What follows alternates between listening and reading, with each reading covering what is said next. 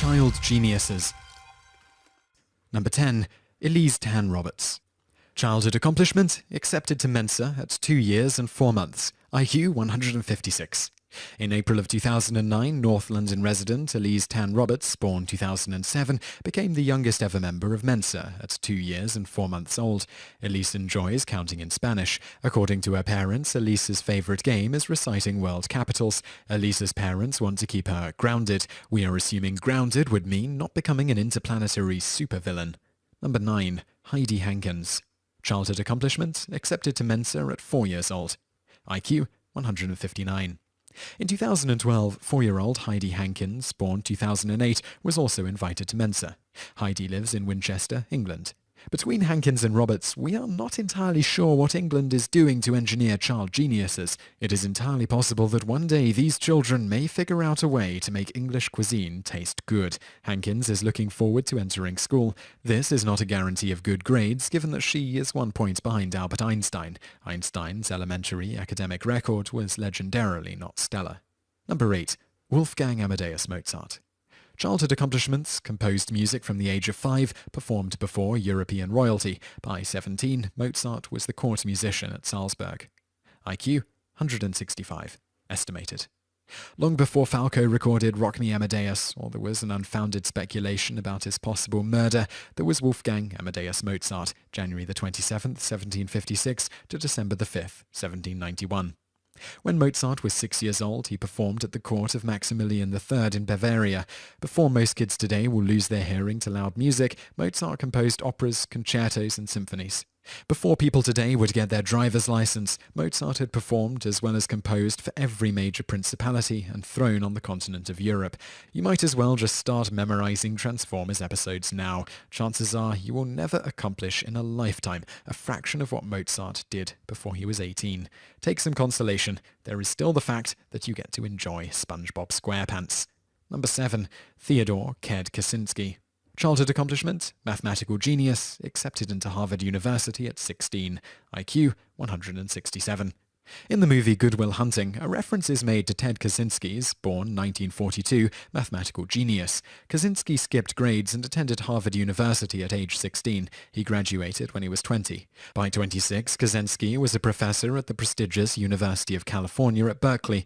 Of course, Kaczynski's name now rings a bell for nothing to do with mathematics at all. Kaczynski will forever be known as the maker of the improvised explosive device known as the Unabomber. As the Unabomber, Kaczynski terrified people, not only with his bombings, but also his manifesto. The fact he was one of the finest theoretical mathematicians of his generation is either a footnote or a cautionary tale. Kaczynski will spend the rest of his life in federal prison. Number 6. Judith Polgar. Childhood accomplishments, one of the top 100 chess players in the world, male or female at age 13. IQ score 170. If Bobby Fischer had not been insane and had been female, he would have probably been a lot like Judith Polgar. Polgar beat her first grandmaster in chess at the tender age of 10. Her family did not believe in Polgar competing in what was seen as the weaker women's chess championship. As a child, Polgar would beat family and friends by not even looking at the board. Today, Polgar is the only woman to have ever won a game from a reigning number 1 player in the world in chess. She has beaten 9 former world champions and has been ranked as high as 8th in the world in chess. In short, Polgar is the strongest female player of all time, and you don't stand a chance against her. She could beat you while watching CSI Miami with her sister moving pieces on a board she has never seen. Number 5. Blaise Pascal. Childhood accomplishment, developed Pascal's theorem at the age of 16. IQ 195, estimated. Blaise Pascal, June the 19th, 1623 to August the 19th, 1662, wrote his essay on conics when he was just 16. Because of this, we still refer to a hexagon as having a Pascal line. Pascal had an understanding of mathematics that was not only ahead of his time, but mathematicians are still working to catch up to it. Unfortunately, after 18, Pascal would be plagued by poor health. Pascal died when he was only 39 years of age. Pascal not only gave us answers to problems of his day, but also presented questions which excite mathematical minds today and will for generations to come. Number 4. Kim Ung-yong. Childhood accomplishment, listed in Guinness Book of World Records as highest IQ. IQ 210. As a child, Korean-born Kim Un-yong, born 1963, was listed as having the highest IQ by the Guinness Book of World Records. Un-yong was able to solve complicated equations on Japanese television. We are not entirely sure if this was a TV show that would cut off a finger for a wrong answer. Un-yong received his PhD in physics from Colorado State University at the age of 15. Eventually, Un-yong would work for NASA. Today, he resides in his native South Korea as a civil engineer. Un-yong has published nearly 100 academic papers on hydraulics. After an exhaustive search, there is still no firm information on where he stands on the Kirk-Picard debate. Number 3. Terence Dow. Childhood accomplishment: at age 8 scored 760 on the math portion of the SATs, youngest ever competitor in the International Math Olympiad. IQ 211. If Sheldon Cooper were real, he would probably be a lot like Terence Dow. Born in 1975, Dow had a command of basic arithmetic as well as English by the age of 2. By 5, Dow was doing complex mathematics. Dow was also a full competitor in the International Mathematics Olympiad at the age of 12. By 24, Dow was a full professor at UCLA. The Fields Medal they talk about so lovingly in Good Will Hunting, Dow took that little bauble home in 2006 at the age of 32. All Dow now needs is a quirky roommate, a waitress next door from Nebraska, and a love of Star Trek: The Next Generation. Number 2.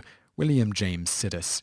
Childhood accomplishments: entered Harvard at the age of 11, possessed one of the highest ever recorded IQs. IQ 275.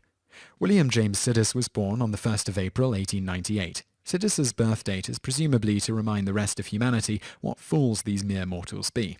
In his relatively short 46 years, Sidis was often a source of brilliance as well as consternation. It is rumored that Sidis's IQ tested between 250 and 300, well over any definition of the word genius. Sidis was often considered a waste during his lifetime. Sidis withdrew from the academic world at a young age. James Thurber wrote a scathing critique of Sidis's less than prestigious use of his talents in the New Yorker magazine. Sidis responded with a lawsuit.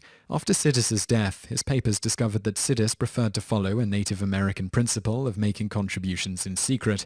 Sidis had written several academic papers under pseudonyms and privately speculated over the existence of things such as black holes. Sidis only wanted his contribution discovered after his death. Number 1. Gregory Smith. Childhood accomplishments: essentially tested off the IQ charts, twice nominated for the Nobel Peace Prize before the age of 16. IQ 200 plus. Gregory R. Smith, born 1990, was reportedly memorizing books before he was 2 years old. Fortunately, Smith was more interested in world peace than taking the Stuart Gilligan Griffin route to take over the world. Smith almost did anyway. Smith was a motivational speaker before most kids enter high school.